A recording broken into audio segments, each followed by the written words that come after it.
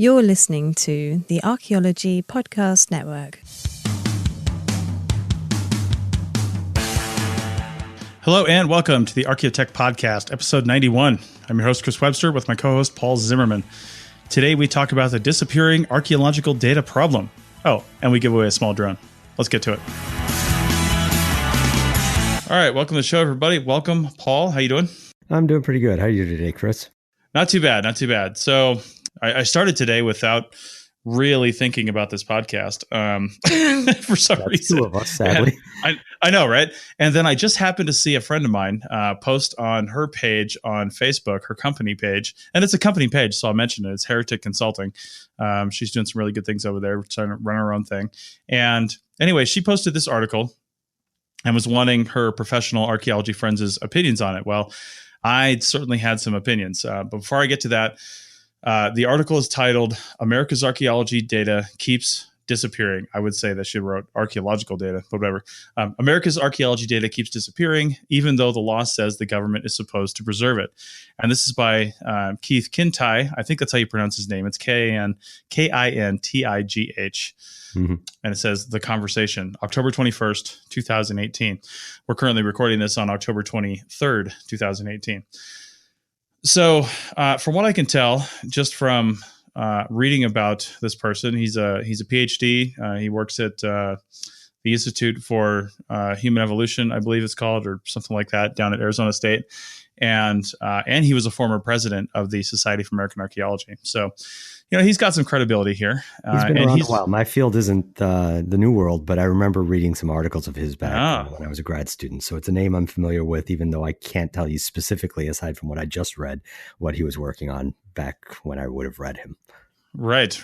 Nice. Well, I actually wasn't aware of him, so I'm glad that I am now. And after I read this article, which is linked in the show notes if you want to go and read it, there was an original article, and this is the article that PBS, I guess, reposted and rewrote a little bit. So anyway, I know, because it says original link to the original article down below, but it looks like this is a pretty faithful representation of that. School of Human Evolution and Social Change as Arizona State University. That's what it is. So, okay. So anyway, the gist of this article is basically that, we have a mandate, a federal mandate to collect and preserve data for archaeology. There's various laws and regulations, namely the National Historic Preservation Act and a bunch of others, the Antiquities Act, things like that. All these things mandate that we not only collect data, but we preserve data, right? And in a lot of cases, make it available to the American public. He says here, federally mandated projects yield massive amounts of irreplaceable data, particularly on Native American history. Those data are generated for the explicit purpose of benefiting the American public. Now, the big issue with a lot of this is that the American public does not have access to that data and never will have access to the data, right? And the reason is a lot of it's on federal land, whether it's BLM or Forest Service. And take myself, for example, I can't walk into an office in Idaho because I don't have any Idaho experience and I'm not permitted as an archaeologist in Idaho. So I can't walk into a BLM office in Idaho and look at site records. I just can't. I'm a qualified archaeologist, but I can't go in there and do that. So now you're down to a pool of just Idaho archaeologists that can walk in. And the same is true for Nevada, California, Utah, any of the Western states with a lot of BLM land or U.S. Forest Service land.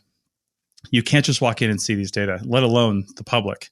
So it's incumbent upon archaeologists to translate these data into things like articles that can be publicly accessible, but they might be behind a paywall, but at least your only credentials are a credit card, to get that.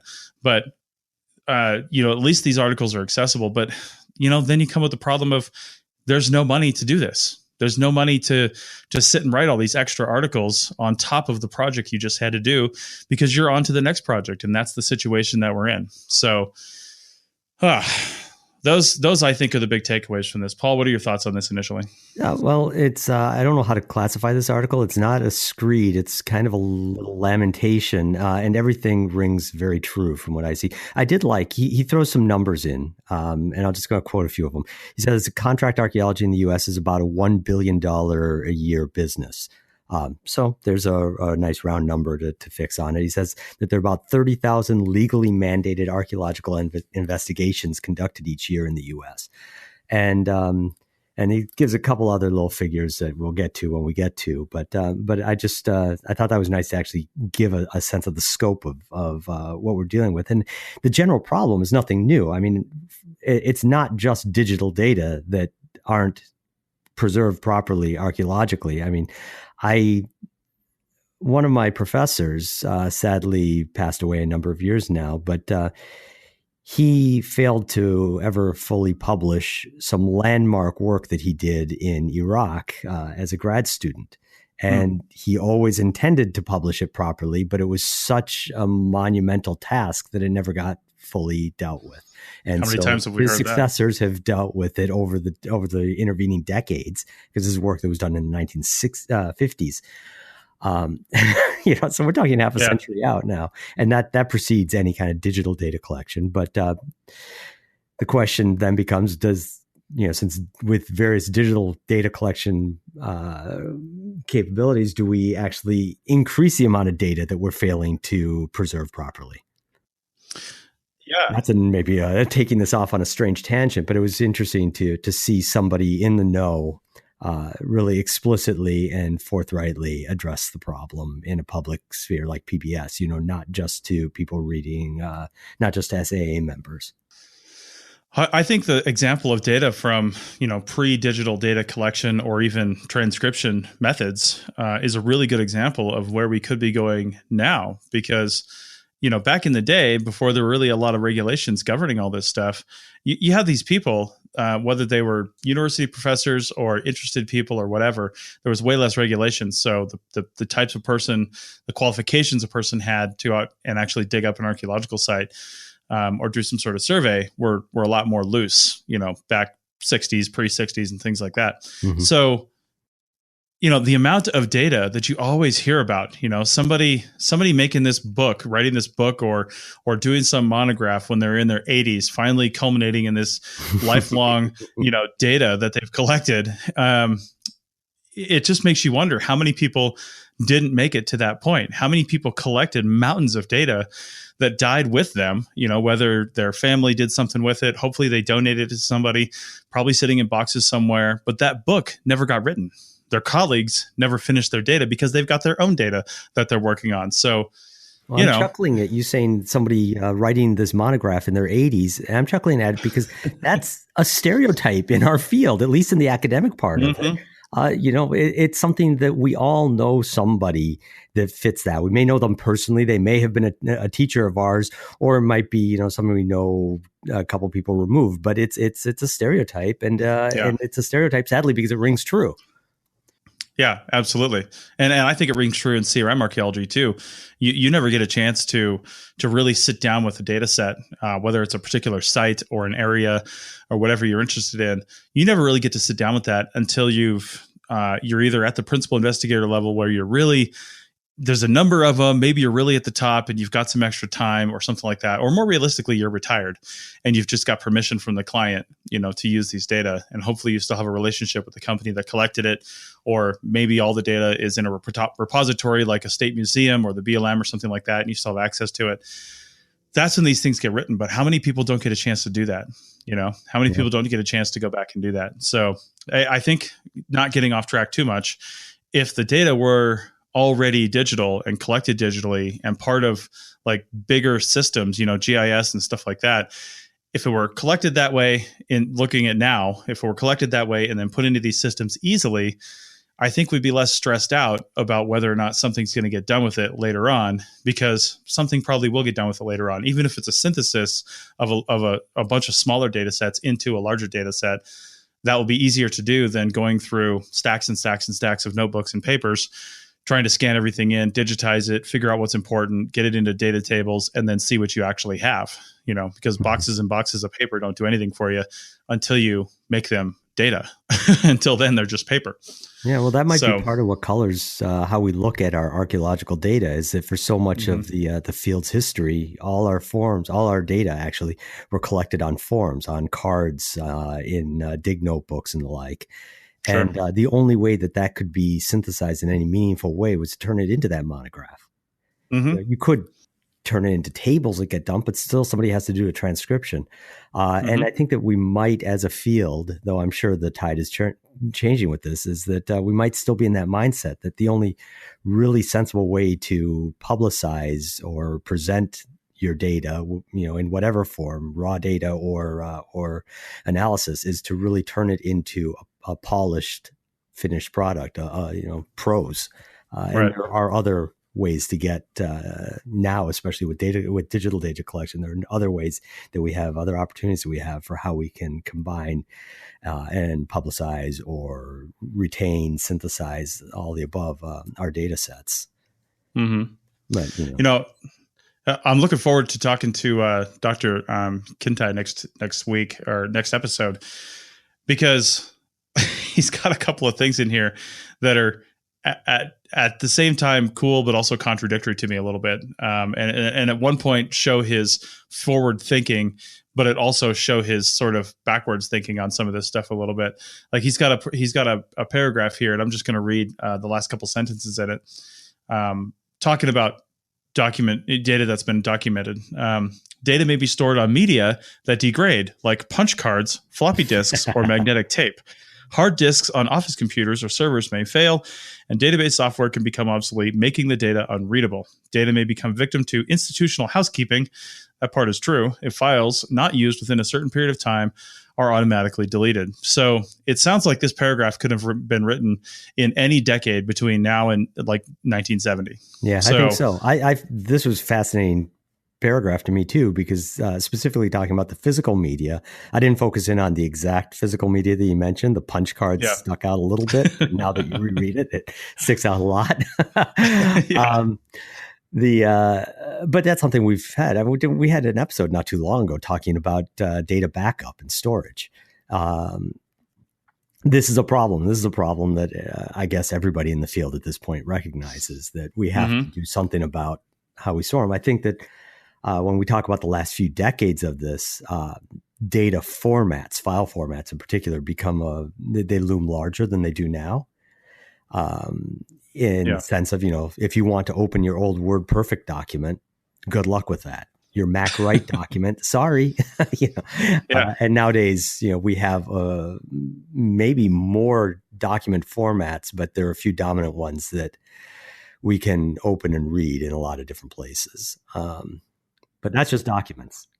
Well, regarding those documents, especially from like the word processing programs that we no longer have or are no longer backwards compatible to those versions. I got a question for you, Paul, because I don't think I used that stuff probably as much as you did back in that time frame. Did you still have the ability, if you wanted in, say, the 90s, to save something as a text file or some other human readable equivalent file? Was that a possibility at that time frame, or was it just specific file formats to those programs? It was specific file formats to the programs, but they all had some sort of import-export, either to Word or to RTF or just text. So I was aware of this as a potential problem from the get-go. I got my BA was in 91. So I was using computers for writing my papers since I started college in 87. That was the first personal computer that I had, though. Yeah. But it was obvious to me that this was going to be a problem. So what I did was periodically over the years, I would convert and open things in whatever new version of a word processor I was using. And a lot of that was driven as a grad student by the need to deal with different scripts, because I was working on my dissertation in Yemen. And so I wanted to bring in some Arabic, for example. And I had to use whatever word processor could do it. So whatever was the new hotness that could actually deal with the right to left scripts inside left to right document, I would switch to that. So for a few years, I used Nisus Writer, which is great. But when it was going by the wayside, I went and I converted those to something else. I can't remember what, but I've done this process of converting my old documents a few times. They've gone between, I don't know, AppleWorks and Nisus Writer and maybe Word, and they ended up as PDFs. And now they're static documents that'll never get changed again, but the formatting is all there and they're openable by me. and should be for the foreseeable future. So the basic point is, though, that with proper education, people could have been saving at the very end of their project, whatever they're done doing. Once they've got all their formatting done, they've printed out whatever they're going to do.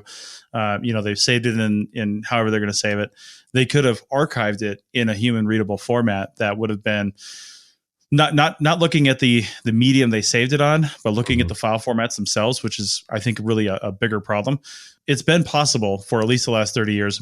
I would wager probably even longer than that to actually save them in those archival formats. We just weren't thinking about it, but now we are. Yeah, no, I think that's a fair assessment. And now it's kind of obvious to most people, though I do have teachers that come down. Again, I work IT at a school. I have teachers that come down fewer and fewer, less frequently than it used to be, but I have them come down with a very old document that they want to open up. And yes, it's Microsoft Word, but it's Microsoft Word Mac from 20 years ago, and it doesn't have a file extension.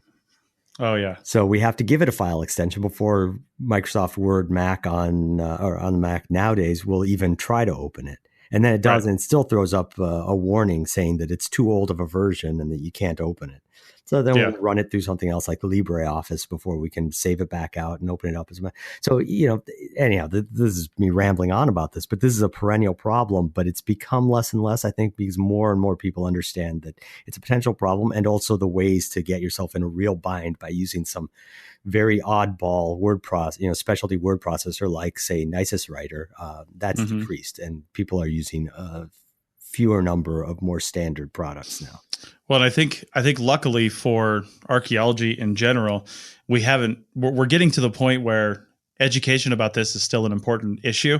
However, the default standard for distribution of reports and site records to agencies and clients is a PDF, whether that PDF is on a CD drive or it's emailed or something like that. The standard is a PDF, and PDFs have been around for a long time, and they're going to be around for a long time, and they're going to be readable for a long time. So an ISO standard, which is huge. Yeah, it's huge. We've talked about that before. So the fact that has become the sort of de facto standard, I'm overjoyed for, because we don't have to educate people. They're just doing it, and they don't realize they're making it digitally archival by making it a PDF. Now, I'd love it if they took their Word documents and then, as kind of a backup, they would also save those as, say, a text file or RTF or something like that. Because who knows what's going to be able to open a docx in even 5 years. If Microsoft is going to support 5 years ago files, who knows? Maybe they won't. Maybe they're going to do something completely different. But we're leaving it up to a for-profit company to decide whether or not our files are going to be readable in the future. And that's something we need to take out of their hands. So as we go to our first break here, I just want to mention one more thing about Dr. Kintai, because just a couple more paragraphs down from where he's talking about punch cards and floppy disks, he's mentioning, and this is the forward-thinking aspect of what he's doing, and for somebody, let's be honest, his age in archaeology, this is incredibly encouraging. And he's saying that, it should be a mandate. He says here, I believe that for all newly authorized projects, agencies must ensure that the full digital record of their archaeological investigations is deposited in a recognized digital repository. Now, that in itself is amazing to me. But more than that, he's just assuming that data is being collected digitally. He's assuming that data is either being collected digitally or being made digital at some point. And I'm glad that we're at least to that point in archaeology, where the assumption that your data are digital is a logical assumption. Now we just have to be concerned with how are we collecting that, and are we doing it in the most efficient way? And I want to talk about some of that on the other side of the break. This network is listener supported. We're trying to move away from paid advertising while also creating new shows and supporting the ones we have. The APN has never and will never make a serious profit on our podcast. Every little dime we make goes back into the network and improving show quality. So become a member today at www.archpodnet.com/members to show your support, get some extras, and be a benefactor for archaeological education. Members get stickers, a coffee mug, a t-shirt, bonus content, early access to episodes, a private Slack team to talk to other members and the hosts, and full access to training on Team Black over at arccert.black. So check out our memberships at www.archpodnet.com/members today and support archaeological education. That's www.archpodnet.com/members. Now back to the show.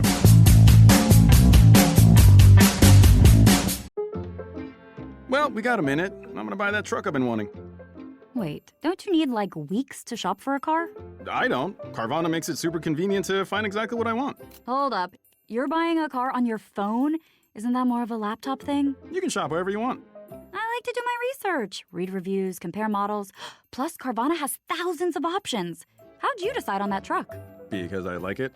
Oh, that is a great reason. Go to Carvana.com to sell your car the convenient way.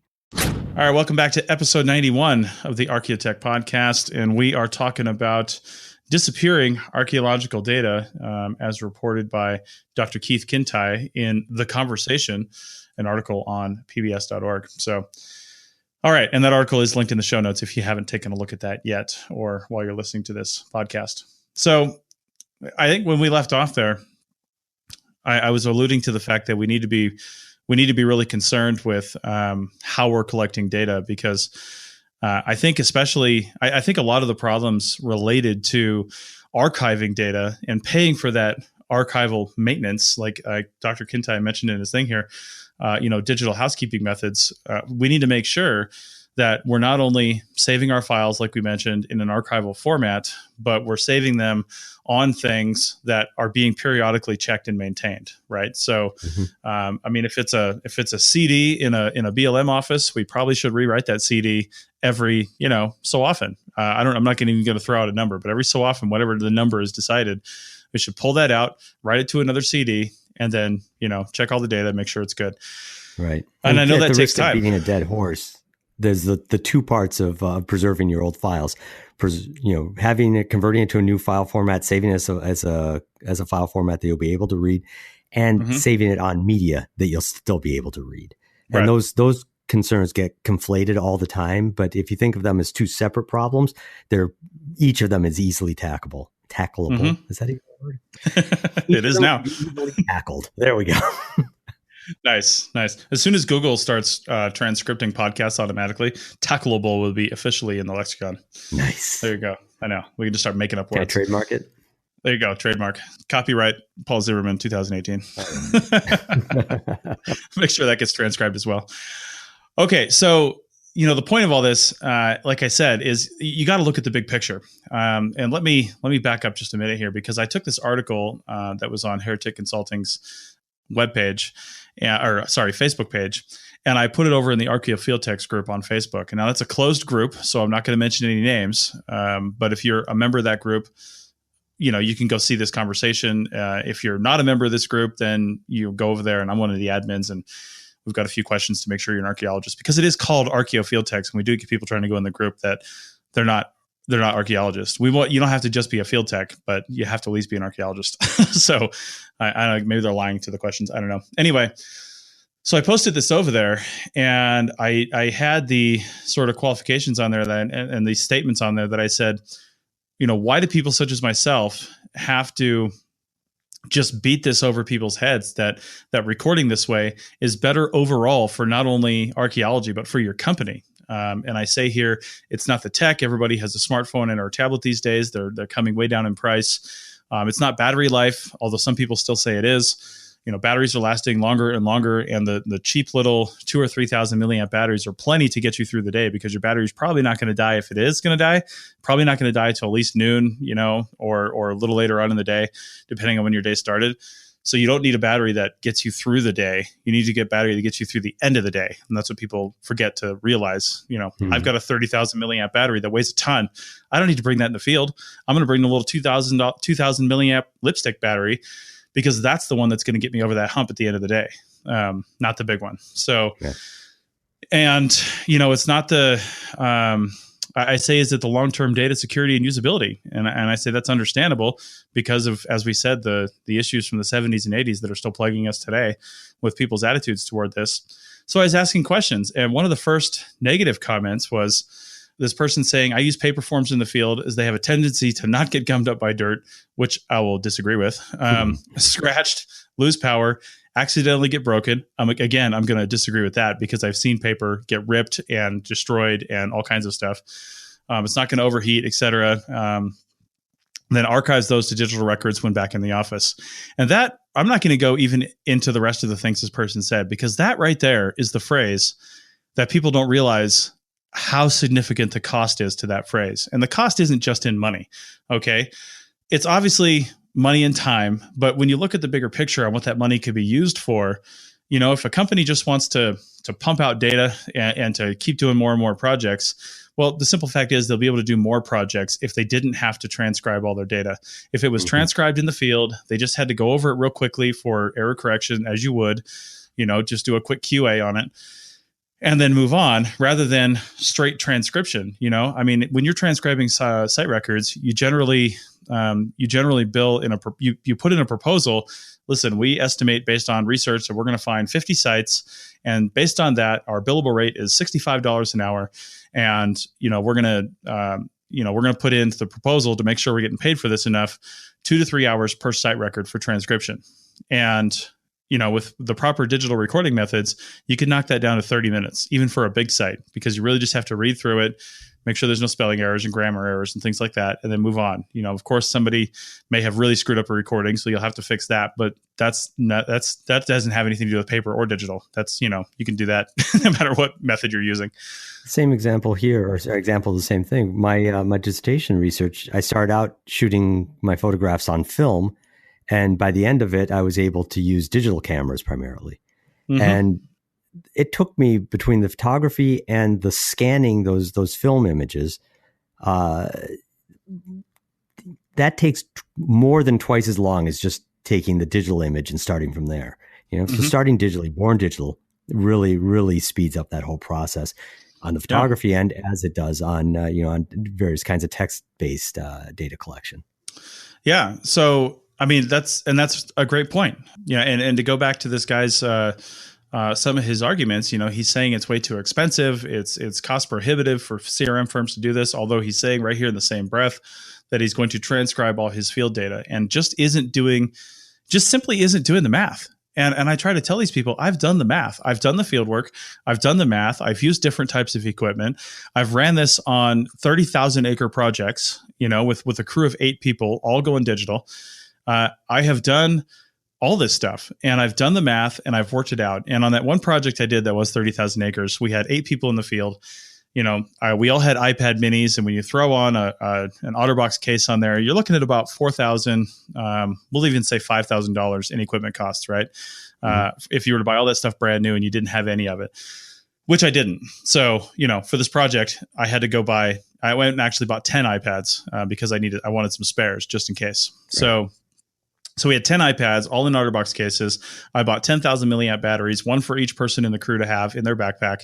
So there were no excuses. And throughout the entire field project, the only problems we had were right in the first session, when 1 or 2 of the people working on the crew, who weren't used to using tablets anywhere, let alone in the field, would just lay the tablet down on the ground, which I said was okay. I said, these are in cases, they can handle it.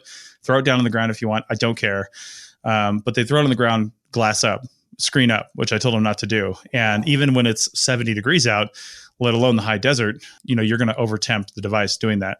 That's just a methodology thing. Yeah. It's no different than doing an oil change on your truck. Your truck's not going to run forever, your field truck. You have to do maintenance on that, and you have to treat it a certain way to keep it running forever. It's the same thing with your tech in the field. Hell, it's the same thing for your clipboard. If you don't keep your clipboard nice and clean, it's not going to open anymore, and you're going to have to get a new one. Okay. So anyway, the point is, we recorded over 250 archaeological sites. And if you take that average, and I even dropped it down to 2 hours, if you take that down to 2 hours, billable rate of even $50 an hour, I think that came out to $25,000 when I did the math. And if you throw out the $5,000 in equipment costs, my small, tiny firm saved $20,000 using tablets. Mm-hmm. That's huge. That's absolutely huge. And a bigger firm would have saved even more, because their billable rates are much higher than $50 an hour. So let me tie this back to the topic of this with the data, the loss of data. I know how you work.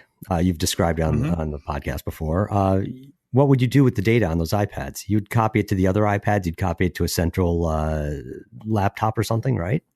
So we actually, in the field, each crew chief had a Wi-Fi USB stick, and it could create its own Wi-Fi network, and then it could connect to 8 devices at one time. So each crew of 4, periodically throughout the day, they would sync all their data to the Wi-Fi hard drive. And now it's in 2 places. It's on the original iPad, and it's on the Wi-Fi stick. So we had data in 2 places throughout the day.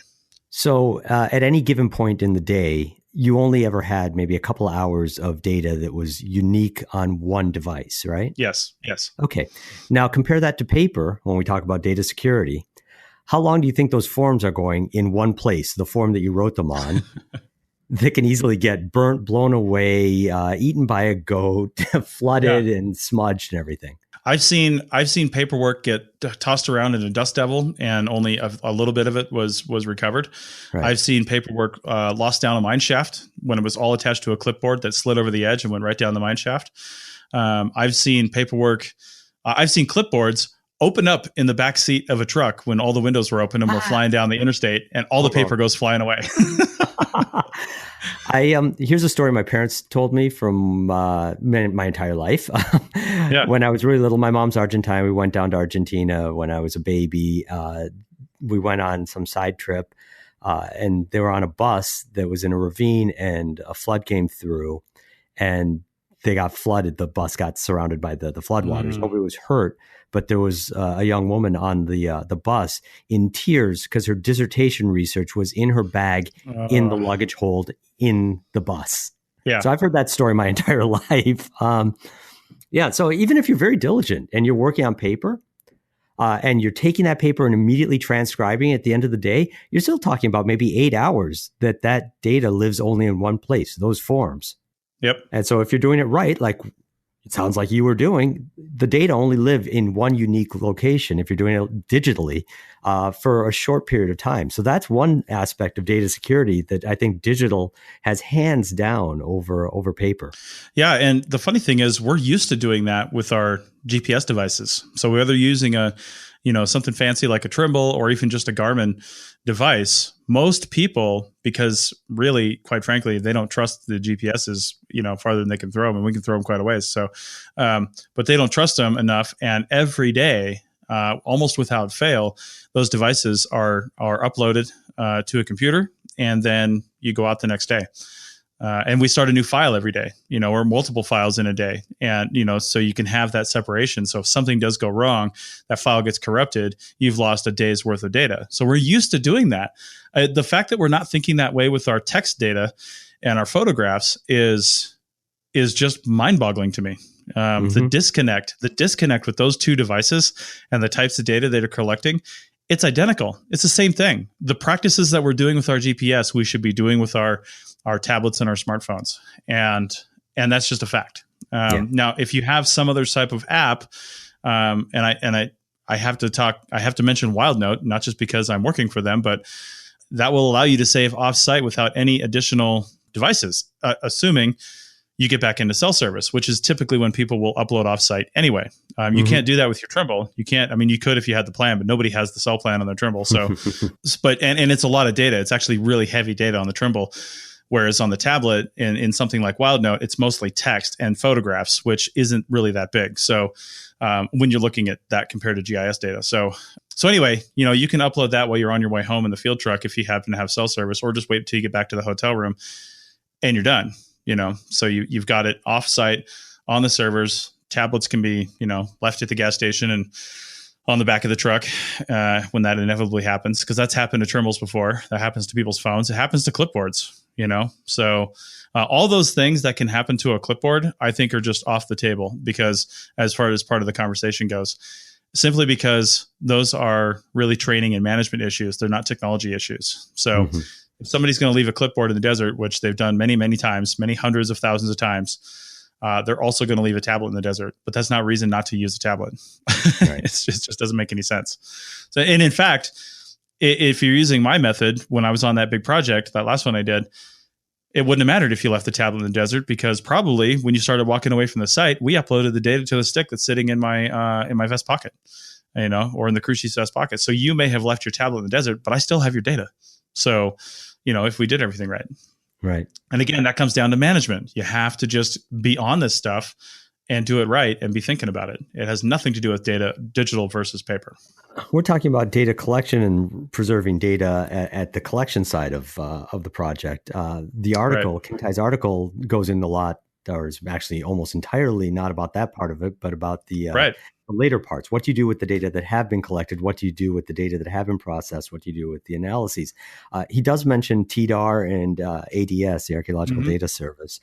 He doesn't mention open context, which was a shame, but he does present these as repositories that can be that your data, your archaeological data, can be uploaded to give them some sense of digital permanence, and one that somebody else can maintain for you rather than you having to remember to swap disks, for example.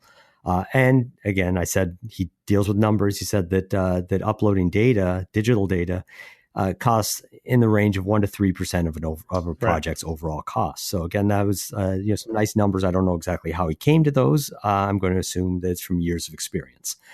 But if you're going to use that as a ballpark figure and you're trying to bill out a project, that seems like something that you'd want to factor into that cost. Yeah. So it's a multifaceted problem, though. It's not just the data collection. It's the backing up at the moment of the data collection. It's the disseminating across different media. It's the conversion of file formats. It's the conversion of media. It's the uploading and preservation in some kind of a repository where people can have access to, appropriate people can have appropriate access to it. You're exactly right. And this is why, I'm not really referring to some of the stuff in his article here, because it seems to me like when I talk to the average archaeologist, they know we have to do this stuff. They know that we have to look at the devices that we're saving data on, look at the formats that we're saving data in. They know all that, but they always come back down to cost. And they say, cost. It's too expensive. $5 for a document to upload into TDAR is too expensive to add on to my $400,000 project, right? So that's too expensive. Uploading the database, too expensive. I'm not going to do it. But if you just saved all that time and money by properly collecting the data to begin with, you just freed up a ton of cash that now you can build that into your proposal and still win the project, because you're going to be less than the people that aren't doing data collection in that way. And that's why it all ties together, and the root of the entire problem begins at data collection, I think, because that's where your biggest cost savings can come in. And then those savings can be passed on to the archiving at the end. He doesn't explicitly mention any of that, though I think, and we'll ask him when we get to interview him in a couple of weeks. I would think that he'd probably agree with you. I certainly agree with what you're saying. It makes a lot of sense to me. The fewer times you have to monkey with your data, the less time it takes, and time is money, right? I just want to pull out one last quote from the article here that I thought was really telling, sad, but poignant. Quote, federal agencies are already legally required to preserve the digital records of publicly funded archaeological investigations. They just aren't doing it. Yeah. It sounds true to me. And it sounds very sad. And I think that you're right, that if we had more of a culture of thinking about how we deal with data and more of an acceptance of dealing with smart digital techniques early on and throughout the process, that wouldn't be such a big problem. It wouldn't be such a hurdle. And again, all this comes down to money. Do you know how many BLM offices I've been into in middle of nowhere, Nevada, where the BLM archaeologist, and I'm talking about millions of acres that this person or these 2 or 3 people are basically, quote, in charge of or responsible for, millions and millions of acres that they're responsible for. They've got, each one of them has stacks of reports sitting on their desks, paper reports that they are going through. And the reason they're paper reports is because the BLM does not have the money to print out those reports. And most of these people are, let's just say, technologically, not technologically proficient enough to want to read a PDF or to pull out a tablet and say, I'm going to be able to take notes on this using a tablet or something like that. They're just not going to do that. So they prefer, in general, to look at these on paper.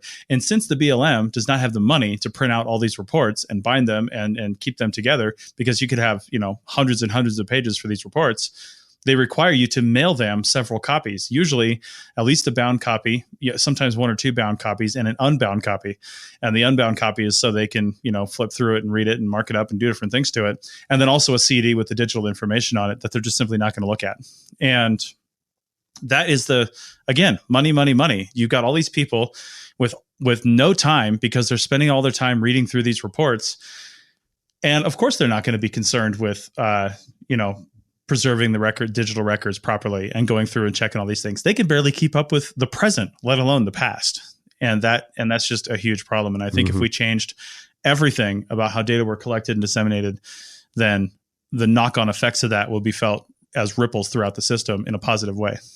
Yeah. All right. Well, I think we've hammered that enough. And we could talk about this for a really long time. But since we're going to bring Dr. Kintai on next episode and really get into this a little more, then we'll probably call this right here and then come back with our app of the day segment where Paul and I talk about the same app, but it's really many apps. And you'll see why in a minute.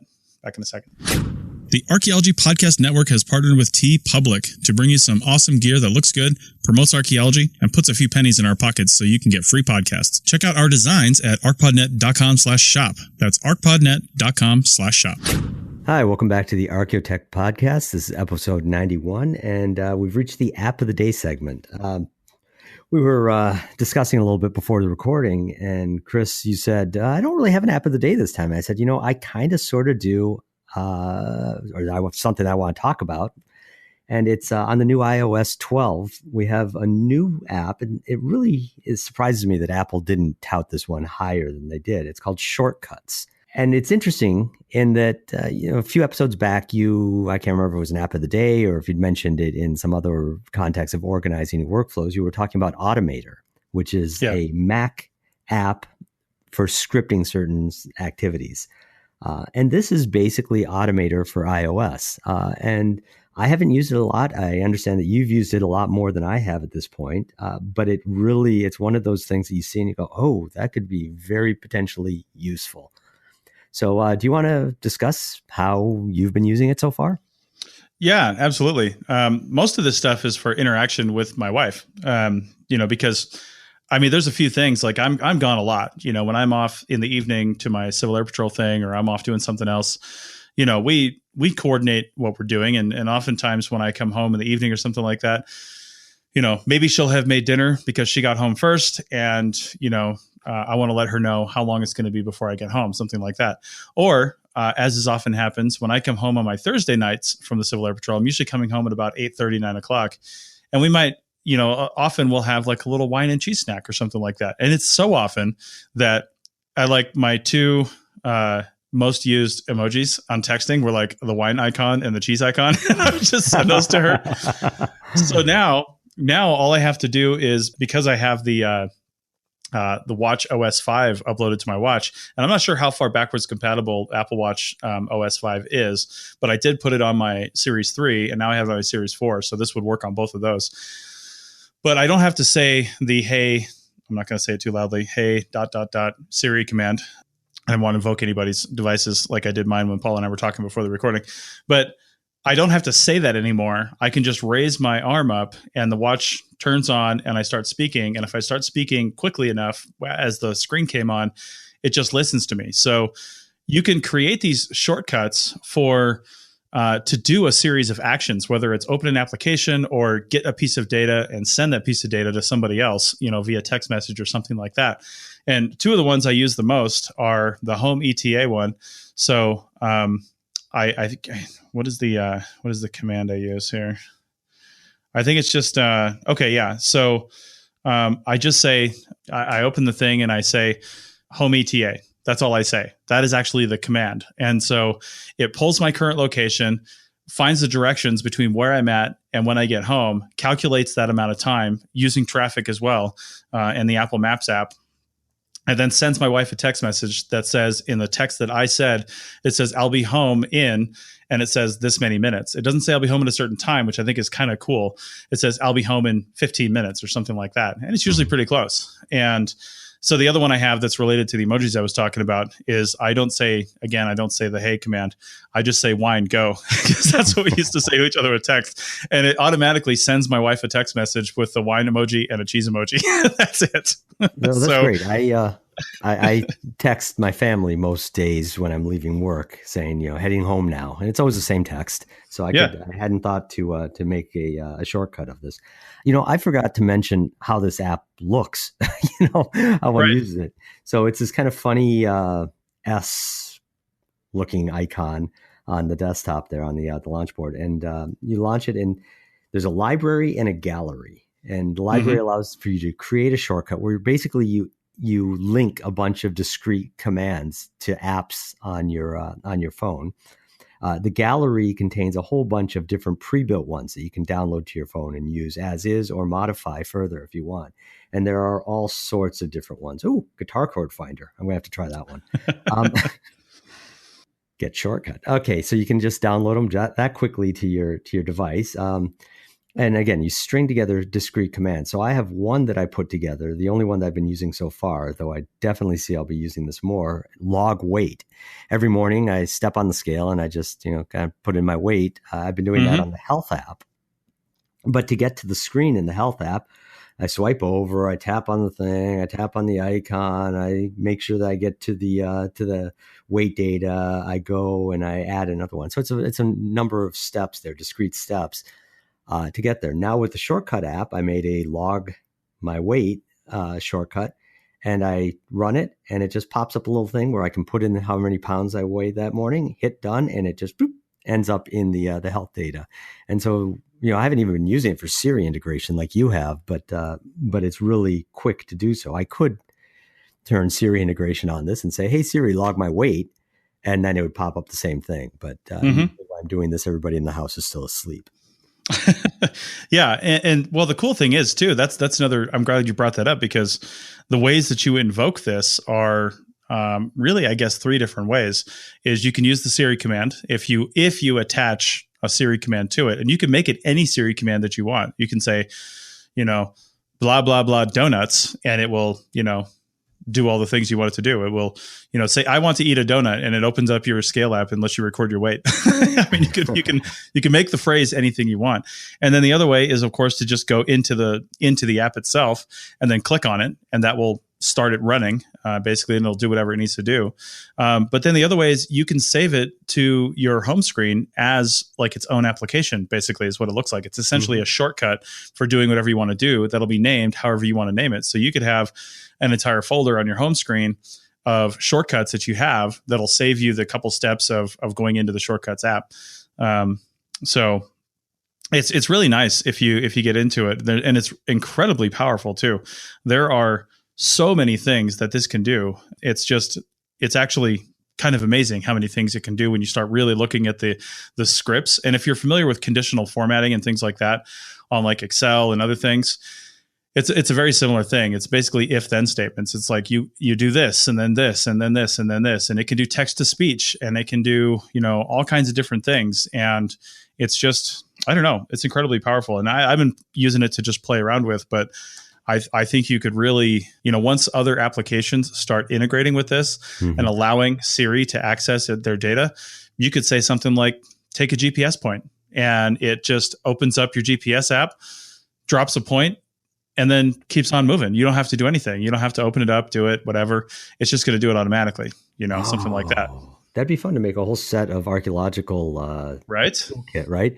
Log GPS point, take a picture, whatever, just a bunch of commands that you could that you could just fire off at will right there. Oh, that would be great. I know, it'd be pretty sweet. So it really just requires other app developers to open up that functionality, because they have to allow Siri to basically, and the Apple's and the Shortcuts app to basically read and write from it and to it, and vice versa. And that's something that Apple has opened up to developers now, right? It's not closed off to just Apple products. So a developer that's in active development can add that in, I guess, fairly easily.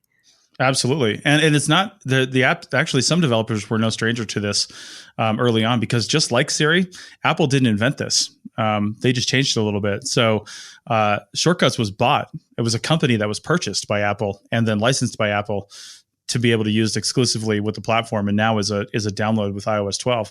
And then Siri as well. Apple didn't invent Siri. They've just taken it on. They didn't even change the name. Siri was part of another application that was invented by somebody else. They bought that company and then integrated Siri into their system. So I guess the point is, other developers may already be aware of this and can still interface with it, even though it's brand new with Apple. Yeah, well, it's really cool, and it's one of those things that you see and you start thinking of the possibilities of. Yeah, it's really neat to just get in there and play around. I like all the little stuff you can do from the email and calendar and text integration. And really, I think when you start combining the text to speech stuff, which means it's going to listen to you, it's going to dictate that, and then add it to a text message or an email or something like that. If it's something you do repetitiously, periodically, you do it all the time, you can automate that with shortcuts pretty easily. So yeah, like the going home text. I know, 2 thumbs up. The going home text is something every person with a partner really understands. Like, how many times have you sent a text to say I'm on my way home? Right. You know what I mean? and I don't want to do that while I'm driving. I will, and I have, but I'd rather I could just do it by invoking a shortcut that just sends that text and it's done, So I'll give one more little pro tip. There's 2 other ways you can do that. One of them is text expander. Mm-hmm. So if there's stuff you're doing, you can just say the letters DDD or something like that mean I'm going to go home, and it just replaces that text with whatever you typed in. But you can also do that natively within iPhone, at least. And I'm sure within Android as well. You go into the system preferences, and it's basically you're going into the autocorrect settings. So you can manipulate the autocorrect settings to say, this abbreviation, like my wife's initials, RMR or something like that, means, good night, I love you, because I'm out of town and I'm going to do that. So I just type in RMR in the text thing, and then that's what it says. If it's something you type in all the time, you can literally make the autocorrect change it from something into anything else, so that's pretty cool too. Okay. Simplifying your lives, saving your time so you can archive your data and have the money to do it. There you go. Nice. I'm going to make a shortcut that's archive my data, and then it's just done. It sends it to TDAR, wraps it up. It reminds you every year to rotate out your media. Yes, it adds a calendar appointment that says check your media and your file formats. Oh my God, we're onto something. That's got to be part of that archaeological toolkit too. That's right. All right. Well, I think we've beaten this dead horse. So, please come back next week. If you're on the Archaeofield text group on Facebook and you're listening to this in real time, go find my post again, and you can search within the group and just search for my name. I don't post too often in there. So, and comment on there, because I mentioned that we're going to interview Dr. Kintai. I really hope that's how you pronounce his name, but we're going to interview him on the next recording, which from this date right now, October 23rd is 2 weeks from now, which means when you're hearing this, it'll be like 4 days from when you're hearing this that we're actually going to talk to him. So you won't have a lot of time from when you're hearing this now, but send me an email, chris@archaeologypodcastnetwork.com, or Paul and I's Twitter handles are both in the show notes. You can find those there. And you can also find this article there. So I'm really interested to hear people's opinions on all the things we talked about today. And also, if you've created any cool shortcuts, share them with us so we can talk about them and see how they go.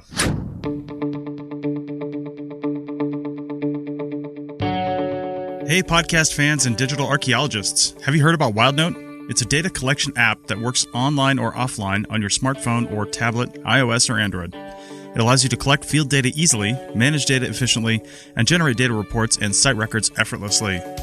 We have a growing list of state site forms built in for your use, and some generic forms that will work anywhere. Check out the shovel testing and photograph forms. You can get a free all-access 30-day trial today by going to wildnoteapp.com. That's wildnoteapp.com for your free 30-day trial. Now back to the show.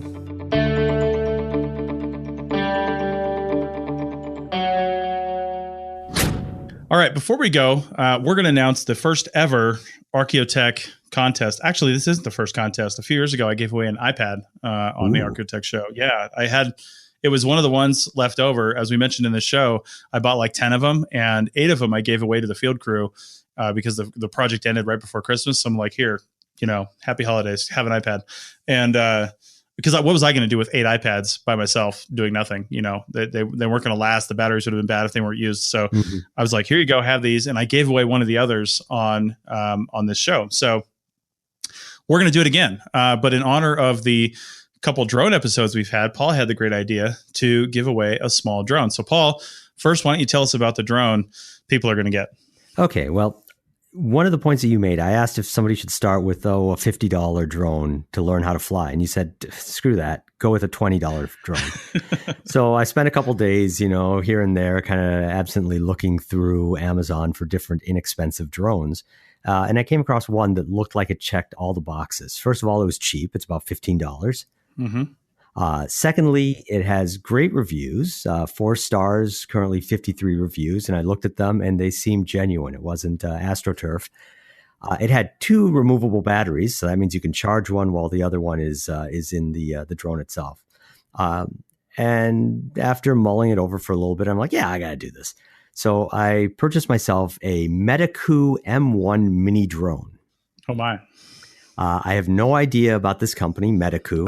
It sounds like some fly-by-night Chinese toy company, and that's probably what it is. But holy cow, this thing is so much fun. I've been flying it around the office. My coworkers have been flying around the office. I took it home, and my kids learned how to fly it really quickly. It's Nice. remarkably easy to fly. It's durable. It's a slightly soft plastic. It's about 3.5 inches square, but it has cowlings around each of the 4 fans. So if you run into a wall, you're not going to break a fan blade. And I've run into walls. I've run into tables. I've gotten it stuck behind and underneath things. The dog has tried to attack it, all of the above. And we just keep on having a real blast with this. So we thought that in discussions with you, we're like, hey, why don't we just give one of these away? I think that it'll be a fun intro to somebody who is kind of curious about, is somebody who's drone curious, let's say. Or if somebody else already is into drones, they might want a little extra toy to play with, or they might want something to give to a family member or a crew member, or I don't know. Tell us why. Why do you want to have one of these drones? I think that a lot of fun is probably a good enough reason, but if you have some specific archaeological interest in drones, that's even better, given the topic of this here podcast. So is there something specific you want to know about it? It flies about 5 minutes on a charge, which isn't a lot, but that's actually quite a lot more than you would think, when you're learning how to fly this around. Well, and quite frankly, 5 minutes is usually enough for one. I mean, there's only so much you can do, right? I mean, I've noticed that once you get over the initial, like, yay, I'm flying a drone. It's like, okay, 5 minutes. I'm going to fly it just for a little bit for the day and have some fun and land on this box over here and then land on the windowsill and move over here. Yeah, that's what I do. Walk around the house and have it follow right in front of me and see how far I can go. And I go up the stairs, I go down the stairs, and hey, this is great fun. Okay, I've done that. Exactly. That's why they're good little learning drones, right? So my question to you is, it has a controller, right, that it came with? Yeah, it comes with a little dual joystick controller with the standard controls. The left side controls the throttle, so it lifts it up and down, and also controls the rudder, so it spins around its central axis. Yeah, we call that yaw. The right-hand one, the yaw, and the right-hand one pushes in each of the 4 cardinal directions. Right. Front, back, left, and right. It has that headless mode thing that I spoke about, which is absolutely baffling. It's so much harder to use it in headless mode than it is in regular mode. It has a mode that you can do certain tricks with it, but it doesn't always reliably enter that trick mode. And sometimes it ends up in headless mode and then I crash it into a wall. It does not have a camera. And frankly, I'm totally fine with that. At the same time that I bought this, one of my coworkers bought another very small $30 drone with a camera for a project. And that thing is a beast to fly. We have not been able to get that thing to fly and land reliably, for more than a few seconds at a time, as opposed to this Medicu. Holy cow. It takes off. It hovers very stably. I haven't taken it outside. I'm sure it'd get tossed around by the wind because it gets moved around a little bit when the AC comes on. Yeah. But super it's, light. Again, wow. I can't imagine a better learning drone than this thing. I noticed a little, you sent me a picture of it. I noticed a little blue light where the battery's plugged in. Does it have lights indicating front and back or anything on it? I noticed the propellers are different colors because it's probably not going to get that far away. It does have a green light on one side and a blue light on the other side, but you can only see those from a fairly narrow angle. But the front props are red and the back ones are black, and those are what you key in on, or at least what I key in on. Now, see, this is all for $14. You're getting a massive education in flying drones, and you don't even realize it. Well, you do realize it, but the general person is not realizing it. You're building that muscle memory for how to control it, because that controller is the same exact Axis type controllers that my $5,000 DJI Inspire has. Exactly the same. And it has lights indicating the front and the back. I don't have different colored propellers because this thing is, could be half a mile away from me. So that doesn't mean anything. But I do have lights on the front and lights on the back. So it's good to get used to looking for that when you're trying to figure out, is it coming toward me? Is it going away from me? Which can be really confusing sometimes. And then getting used to cross controlling. So when it's coming towards you, turn in the right direction when you need to turn in the right direction. It's an issue. So this is a fantastic little drone for $14. I mean, like I said, you can't go wrong. And even if you destroy it, what are you out? You're out $14. So and it's going to be hard to break probably because these little things because they're lightweight.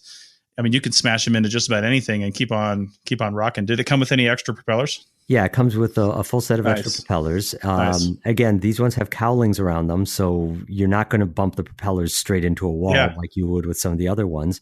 The only way I can imagine really damaging this guy is if you drop it out of the sky quite a distance and it hits the ground hard. But I've crashed into everything I possibly can think of, and it hasn't missed a beat. Which that is the one danger of taking it outside is not only the wind, because these really light ones, they're really subject to the wind. But if you have a super calm day and you're just really excited to take it outside, you have to keep in mind, these things are designed to be flown inside and at short range. So the battery on the device is draining super fast. Mm-hmm. And as that drains, probably 2 or 3 minutes into its 5-minute battery life, you're reducing the range at which it can communicate with the radio. And when it stops communicating with the radio, who knows what it's going to do? Some of them are designed to just hover and then die and fall out of the sky. Some are designed to stop completely and fall out of the sky.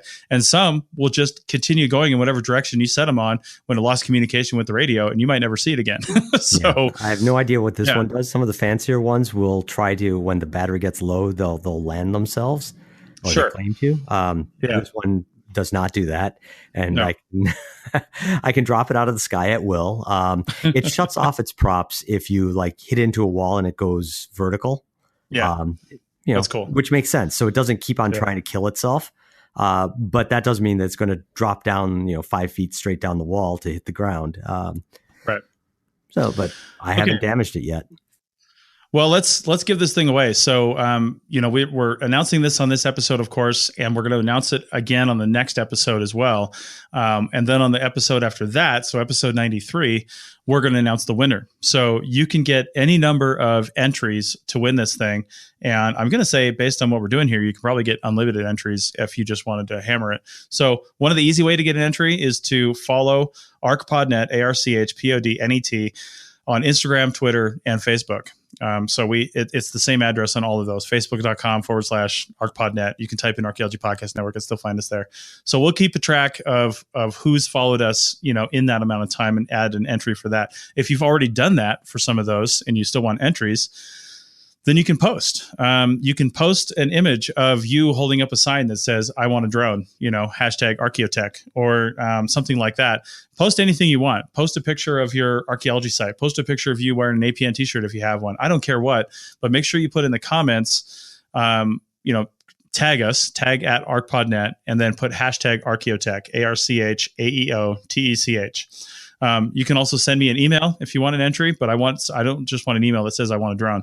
I want an email that says, hey, I want a drone because I want to learn how to do this. I want to level up my skill set. Just give me something real quick. One sentence, for just some thought. Chris at archaeologypodcastnetwork.com. And also, this is a little more difficult one for us to check because they don't make this easy to notify me when they happen, but iTunes reviews. If you leave an iTunes review, maybe send me an email at the same time. I'll give you a second entry for that email. Let me know you sent an iTunes review. So, especially if you leave a Google or Stitcher review, I'm guaranteed not to see those. So, we'll do that. And I think, Paul's got a comment here. We will sadly have to make this US only because I think it would cost 3 times as much as that drone, is worth to send it to somewhere outside the US. So, yeah. And Paul's agreed to front this, so we got to thank him for that. So dip into these deep pockets to fund a $14 drone. Those deep education system pockets from and Amazon. You probably have Amazon Prime too. So is this a Prime delivery? Is it free shipping? I didn't check for it. It should be. It should be. If it's not, it's super light. We'll take care of that. Okay. So yeah, let's say US only, just because of the shipping. You know, we don't have any money here at the Archaeology Podcast Network. In reference to that, archpodnet.com/members. Become a member of the APN and help us out with that situation. But anyway, so that's it. Follow us on all the socials. Tag us on all the socials. Send me an email address, chris@archaeologypodcastnetwork.com. You can tag Paul too in Twitter.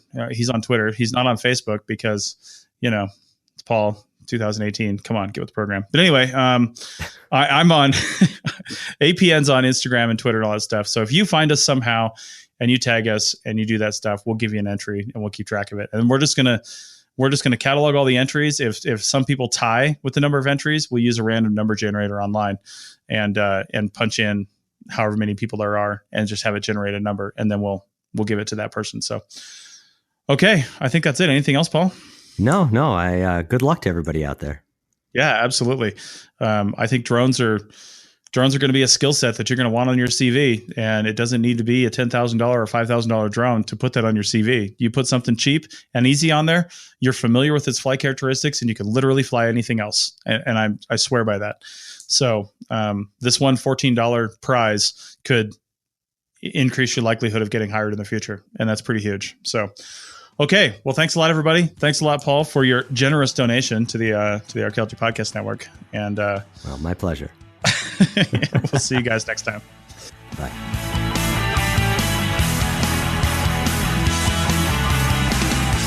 Thanks for listening to the Archaeotech Podcast. Links to items mentioned on the show are in the show notes at www.archpodnet.com/archaeotech. Contact us at chris@archaeologypodcastnetwork.com and paul@lugal.com. Support the show by becoming a member at archpodnet.com/members. The music is a song called Off Road and is license free from Apple. Thanks for listening.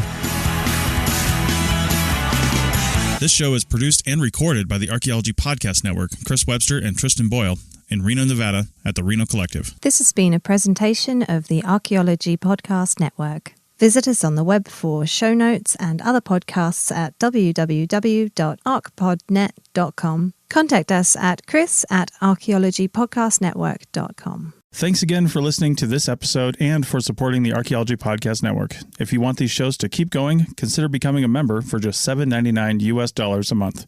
That's cheaper than a venti quad eggnog latte. Go to archpodnet.com/members for more info. Want a website with unmatched power, speed, and control? Try Bluehost Cloud, the new web hosting plan from Bluehost, built for WordPress creators by WordPress experts. With 100% uptime, incredible load times, and 24/7 WordPress priority support, your sites will be lightning fast with global reach. And with Bluehost Cloud, your sites can handle surges in traffic no matter how big. Plus, you automatically get daily backups and world-class security. Get started now at Bluehost.com.